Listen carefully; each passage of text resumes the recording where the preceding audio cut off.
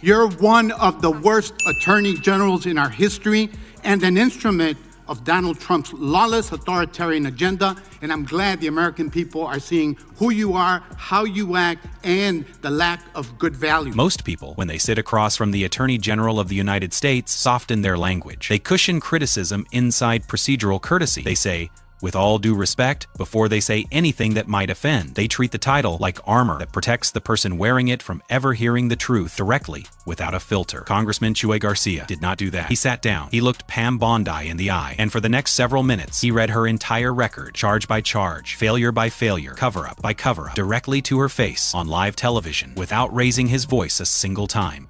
Protect and enable the criminals who are plundering our society and destroying what's left of democracy and the rule of law. Epstein accomplices, mass DHS thugs, corporate criminals, Tom Homan, Eric Adams, insurrectionists, the list goes on. And you talk about fighting crime, but you protect any criminal who helps you and Trump turn our country into an authoritarian gangster state.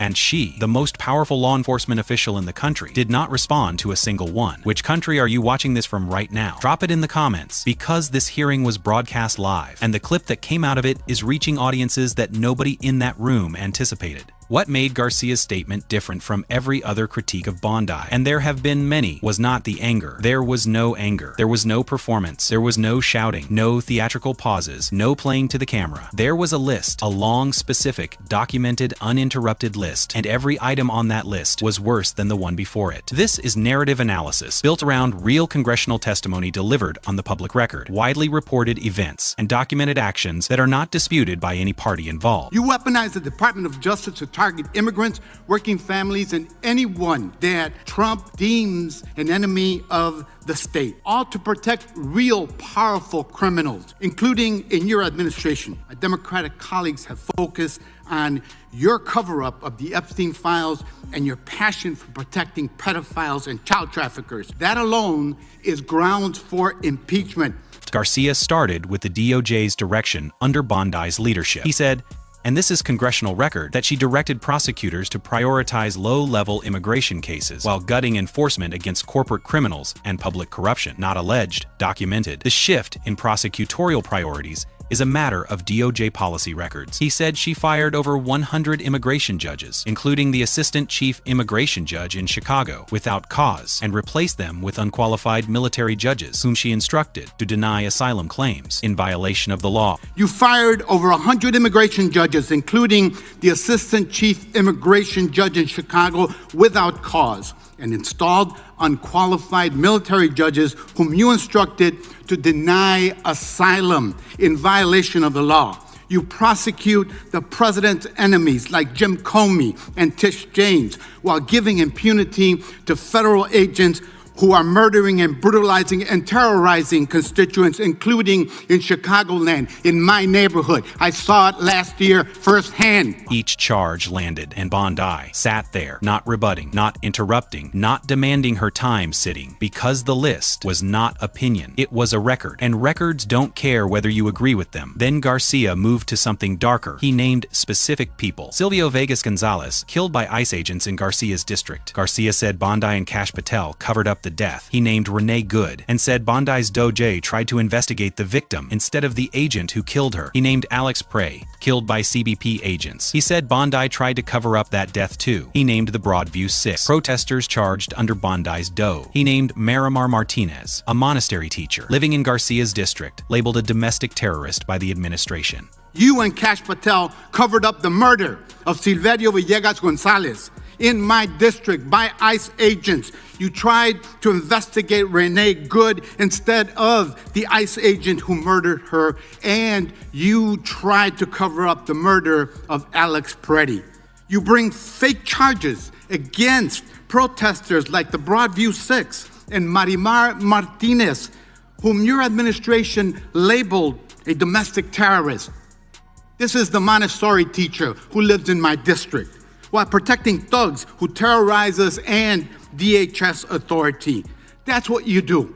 A monastery teacher labeled a domestic terrorist. Every name was a person. Every charge was specific. Every claim was stated on the congressional record, under oath, in a room full of cameras, meaning Garcia is legally accountable for every word. He wasn't performing.